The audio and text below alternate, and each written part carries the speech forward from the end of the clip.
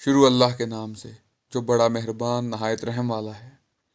اسلام ایک مکمل دین ہے، اس قدر مکمل کہ اللہ تعالیٰ نے انسانوں کے حقوق کے ساتھ ساتھ جانوروں کے حقوق بھی رکھے ہیں۔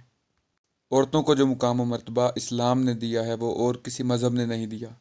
اب ہم اپنے سوال کی جانب آتے ہیں۔ ہمارا سوال یہ ہے کہ جنت میں مردوں کو تو حوریں ملیں گی، تو عورتوں کو کیا ملے گا؟ اس کا جواب اس قدر مکمل اور خوبصورت کہ پھر کسی سوال کی ضرورت نہ رہے۔ مردوں کو جہاں حوریں ملیں گی وہیں عورتوں کے لیے بھی انعامات کا ذکر ہے۔ جنت میں داخل ہونے والی عورتوں کو اللہ تعالیٰ نئے سرے سے پیدا فرمائیں گے اور وہ کنواری حالت میں جنت میں داخل ہوں گی۔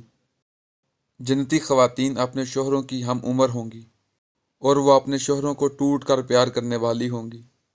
احادیث سے پتہ چلتا ہے کہ جنت میں داخل ہونے والی خواتین اپنی مرضی اور پسند کے مطابق اپنے دنیاوی شوہروں کی بیویاں بنیں گی، بشرطے یہ کہ ان کے شوہر بھی جنتی ہوں، ورنہ اللہ تعالیٰ انہیں کسی دوسرے جنتی سے بیاہ دے گا۔ جن خواتین کے دنیا میں فوت ہونے کی صورت میں 2 یا 3 یا اس سے زائد شوہر رہے ہوں گے، ان خواتین کو اپنی مرضی اور پسند کے مطابق کسی ایک کے ساتھ بیوی بن کر رہنے کا اختیار دیا جائے گا، جسے وہ خود پسند کرے گی اس کے ساتھ رہے گی۔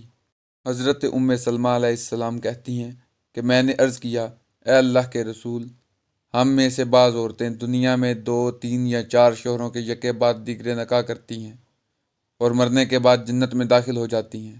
وہ سارے مرد بھی جنت میں چلے جاتے ہیں، تو ان میں سے کون اس کا شوہر ہوگا؟